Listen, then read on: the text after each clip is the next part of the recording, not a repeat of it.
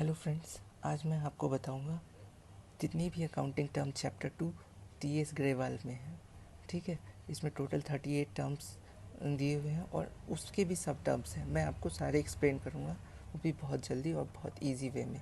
पहला है business transaction.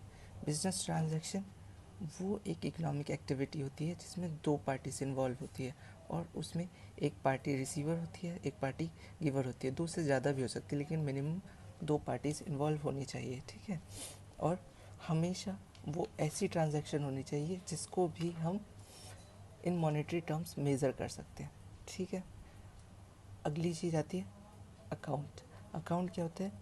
एक वो हेड होता है जिसमें सारे रिलेटेड ट्रांजैक्शंस रिकॉर्ड किए जाते हैं। जैसे अगर मैं कैश अकाउंट मानूँ तो कैश अकाउंट में कैश से रिलेटेड जितनी भी चीज़ें होंगी वो सब रिकॉर्ड की जाएंगी। अगला टर्म आता है कैपिटल। कैपिटल का मतलब क्या होता है? ओनर्स इक्विटी, मतलब ओनर्स के द्वारा जितना भी पैसा लगाया जाता है उसको कैपिटल बोला जाता है। ठीक है, ड्राइंग्स। अगला टर्म आता है ड्राइंग्स। ड्राइंग्स का मतलब क्या होता है? जो भी पैसा या गुड्स ओनर अपने पर्सनल यूज़ के लिए बिजनेस से विड्रॉ करता है उसे ड्राइंग्स बोलते हैं। अगली चीज़ आती है लाइबिलिटीज़। लाइबिलिटीज़ क्या होती है? लाइबिलिटीज़ वो ऑब्लिगेशंस होती है जो कि बिजनेस को उसके लाइफ टाइम के दौरान पेमेंट करनी होती है। ये दो तरीके की होती है, एक होता है करंट, एक होता है नॉन करंट। करंट क्या होता है? जिसके पेमेंट के लिए हम बिजनेस के पास 1 ईयर टर्म हो, 1 साल के अंदर अंदर जो भी ऑब्लिगेशंस पे करनी होती है उसको हम करंट लाइबिलिटीज़ बोलते हैं। नॉन करंट क्या होती है? जिसकी ऑब्लिगेशन 1 साल से ज़्यादा की होती है, जैसे लॉन्ग टर्म लोन हो गया, डिबेंचर्स होल्डर्स का पैसा हो गया, ये सब। अगली चीज़ आती है असेट। असेट्स क्या होती है? असेट्स वो मटेरियल होते हैं जिसकी कोई ना कोई मॉनेटरी वैल्यू होती है। ठीक है, जैसे मशीनरी, लैंड, बिल्डिंग, जिस चीज़ की भी जिसको भी हम फ्यूचर में मॉनेटरी टर्म्स में कन्वर्ट कर सकते हैं वो असेट्स होता है हमारे लिए। अगली चीज़ आती है रिसिप्ट। रिसिप्ट क्या होती है? जो भी हम क्या कहते हैं,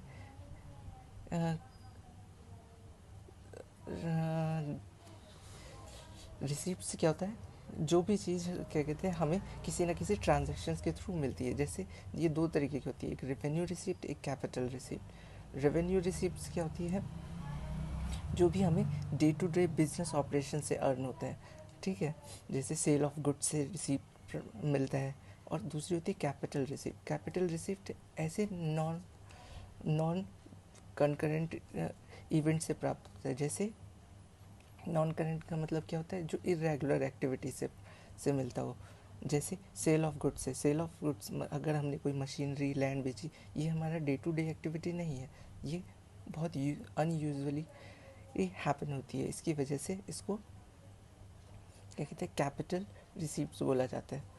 अगली चीज़ आती है एक्सपेंसेस। ठीक है, एक्सपेंसेस क्या होती है? जैसे बोल सकते हैं खर्चे। जैसे क्या कहते हैं, अगर हम कोई भी सामान खरीदते हैं या कोई भी सर्विसेज अवेल करते हैं तो उसके बदले में जो हमको पेमेंट करना होता है वो क्या होता है? एक्सपेंसेस। ये दो तरीके का होता है, एक होता है प्रीपेड, एक होता है आउटस्टैंडिंग। प्रीपेड क्या हुआ? अभी हमने वो खर्चे क्या कहते हैं अकर नहीं किए लेकिन उसके लिए हमने पैसे दे दिए। ठीक है, जैसे rent paid in advance. Outstanding क्या हो गया? वो सर्विसेज या वो मटेरियल हमने अवेल कर लिए लेकिन उसके लिए अभी पेमेंट नहीं की। ठीक है, जैसे कि ये हमारे ऊपर रेंट ड्यू है, 2 महीने का रेंट ड्यू है, तो वो क्या हो गया? Outstanding expense. अगली चीज़ आती है इनकम। इनकम क्या होता है? इनकम होता है डिफरेंस जो भी हमारा रेवेन्यू, मतलब कि जो भी सामान बेच के हुआ है और जो भी उस सामान को बनाने में हमको लगा, उसको क्या बोलते हैं? इनकम। उन दोनों के बीच के डिफरेंस को इनकम बोलते हैं। ठीक है, अब अगली चीज़ आ गई गेन। गेन गेन भी एक तरीके का इनकम होता है लेकिन ये रेगुलर नहीं, इरेगुलर एक्टिविटीज से मिला होता है। जैसे सेल ऑफ मशीनरी। ठीक है, एक मशीनरी आपने खरीदी थी यूज़ के लिए लेकिन वो अभी आपके लिए यूज़फुल नहीं है, तो आप क्या करें? उसको बेच देंगे और उससे जो अर्निंग होगी उससे बोलेंगे गेन। परचेज़ क्या होता है? यहाँ पे परचेज़ कभी भी क्या कहते हैं असेट परचेज से रिलेटेड नहीं होता। परचेज़ का मतलब यहाँ पे हमेशा गुड्स की परचेज से होगा।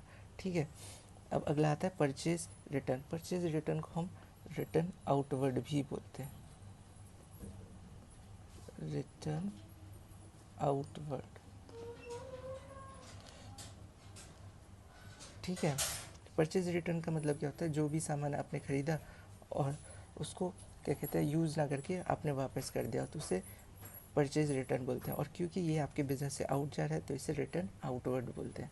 अगली चीज़ आती है सेल। इस सेल कभी भी क्या कहते हैं असेट्स वगैरह की सेल से नहीं रिलेट करेगा, ये हमेशा आपकी ऑपरेटिंग एक्टिविटीज़ की सेल से करेगा। अगर आपका काम है क्या कहते हैं कोई भी सामान बेचना, तो वो उसकी सेल्स को रिप्रेजेंट करेगा, ना कि अदर सेल्स को। अगला है सेल्स रिटर्न। जो भी आपने सामान बेचा वो आपके बिजनेस में वापस आ जाता है, तो इसे रिटर्न इनवर्ड भी बोलते हैं, रिटर्न इनवर्ड, क्योंकि ये आपके बिजनेस में वापस आ रहा है, इन हो रहा है। ठीक है, अगला है रेवेन्यू फ्रॉम ऑपरेशन। जो भी आपका कोर बिजनेस है उससे जितना भी ही आपको पैसा मिलता है उसको बोलते हैं रेवेन्यू फ्रॉम ऑपरेशन। अगला होता है गुड्स। गुड्स का मतलब क्या होता है, वो चीज़ जिसमें आप डील करते हैं, जिसमें आपका बिजनेस चल रहा होता है। अगर आपका बिजनेस है कॉपी पेन बेचने का, तो वो आपके लिए गुड्स है। ठीक है, अगर आप वो उसको यूज़ करने के लिए खरीद रहे हैं तो वो आपके लिए गुड्स नहीं कहलाएगा।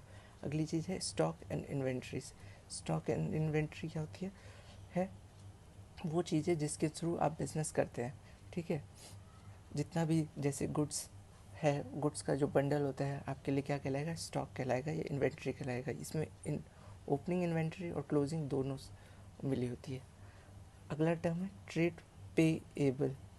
मतलब कि आपने कोई भी सामान खरीदा या सर्विसेज अवेल की, ठीक है, उसका पैसा अभी नहीं लिया, पर वो उसके लिए आपके पास बिल है और वो आप फ्यूचर में पे करेंगे, तो उसको क्या बोला जाता है, ट्रेड पेएबल। ठीक है, अगला टर्म आता है कॉस्ट। ठीक है, कॉस्ट का मतलब क्या होता है कि जो भी चीज़ आप क्या कहते हैं, जितना भी खर्चा आपने किसी सामान को बनाने में किया है वो आपके लिए क्या कहलाएगा, कॉस्ट। ठीक है, किसी भी एक्टिविटी से रिलेटेड जितना भी आपका खर्चा बना है वो उसके लिए कॉस्ट कहलाएगा। अगली चीज़ आती है वाउचर। वाउचर क्या होता है, एक एविडेंस के तौर पे होता है किसी ना किसी ट्रांजैक्शंस का। अगर आपने कोई सामान खरीदा है उसके बदले में जो आपको रिसीप्ट मिलती है उसको वाउचर बोलते हैं। अगला आता है ट्रेड रिसीवेबल। मतलब आपने कोई सामान बेचा लेकिन उसके लिए अभी आपको पेमेंट नहीं मिली है, उसकी पेमेंट आपको फ्यूचर में मिलेगी, तो वो क्या है आपके लिए, ट्रेड रिसीवेबल। अगली चीज़ है डिस्काउंट। बहुत आसान है, आपने यूजुअली सुना होगा। जो भी आपके मार्क प्राइस से जो भी आप पे करते हैं मार्क प्राइस, जो भी आपकी पेमेंट प्राइस होती है और मार्क प्राइस होती है उसके बीच के जो डिफरेंस होता है उसको डिस्काउंट बोला जाता है। अब आता है books of account. Books of account क्या होता है, अकाउंट जितने भी हम अकाउंट्स बनाते हैं, ठीक है, उसका एक कंपाइल वर्जन होता है, उसको हम बोलते हैं बुक्स ऑफ अकाउंट। ठीक है, जैसे जितने भी ट्रांजैक्शंस होते हैं वो सारे इसी में रिकॉर्ड किए जाते हैं। जैसे कैश बुक हो गया, बैंक बुक हो गया, जर्नल प्रॉपर हो गया, लेजर हो गया, ये सब।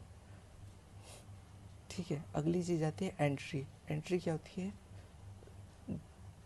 एक रिकॉर्ड होता है हर एक ट्रांजैक्शन और हर एक इवेंट का। ठीक है, अगला टर्म क्या आता है हमारा, डेबिट। हर एक अकाउंट के दो एस्पेक्ट होते हैं, एक होता है डेबिट, एक होता है क्रेडिट। डेबिट हमारा हमेशा लेफ़्ट साइड वाला होता है, ठीक है, जो कि टर्म एक इटालियन वर्ड डेबिटो से लिया गया है। ठीक है, अगला आता है क्रेडिट। क्रेडिट जो होता है राइट हैंड साइड में शो किया जाता है, और ये टर्म एक इटालियन वर्ड क्रेडिटो से लिया गया है। अगला आता है प्रोप्राइटर। प्रोप्राइटर का मतलब क्या होता है, ओनर। जो भी क्या कहते हैं बिजनेस स्टार्ट करता है, ये बिजनेस में पैसा लगाता है, उसको प्रोप्राइटर बोलते हैं। अगली चीज़ है डेप्रिसिएशन। डेप्रिसिएशन का मतलब क्या है, जब भी आप कोई क्या कहते हैं बिजनेस में एसेट यूज़ करते हैं उसकी वैल्यू कम होती चली जाती है, तो उसको हम जो वैल्यू रिड्यूस हुई है उस रिड्यूस्ड वैल्यू को हम डेप्रिसिएशन कहते हैं। ठीक है, अगला आता है कॉस्ट ऑफ गुड्स सोल्ड। एक सामान को बेचने तक का जितना भी खर्चा आता है उसमें उसे हम कॉस्ट ऑफ गुड्स सोल्ड बोलते हैं। पैकेजिंग हो गया, मैन्युफैक्चरिंग कॉस्ट हो गया, ठीक है, लेबर चार्जेस, ये सब। अगला टर्म आता है बैड डेट्स। बैड डेट्स का मतलब क्या होता है, वो पैसा जो कि हमारा डूब गया, जो कि अब हम रिकवर नहीं कर सकते, उसको हम बैड डेट्स बोलते हैं। अगला आता है इंसॉल्वेंट। इंसॉल्वेंट को हम बैंकक्रप्ट भी बोलते हैं। ठीक है, इंसॉल्वेंट या बैंकक्रप्ट वो लोग होते हैं जो कि अपने डेट्स पे नहीं कर पाते। ठीक है, उसे हम इंसॉल्वेंट बोलते हैं या बैंकक्रप्ट बोलते हैं। अगला है सॉल्वेंट। ऐसा पर्सन या ऐसी एंटरप्राइज, ऐसा बिजनेस या ऐसा बंदा जो कि अपने डेट्स को पेमेंट करने की हालत में हो।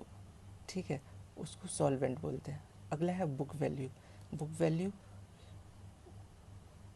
वो वैल्यू ऑफ गुड्स या ट्रांजैक्शन होती है जिस जिस रेट पे या जिस प्राइस को पर हम उसे बुक ऑफ अकाउंट्स में रिकॉर्ड करते हैं। अगला है बैलेंस शीट। बैलेंस शीट को हम पोजीशन स्टेटमेंट भी बोलते हैं। ये कोई अकाउंट नहीं, एक स्टेटमेंट होता है जो कि कंपनी की फाइनेंशियल पोजीशन शो करता है कि वो प्रॉफिट में है या लॉस में है।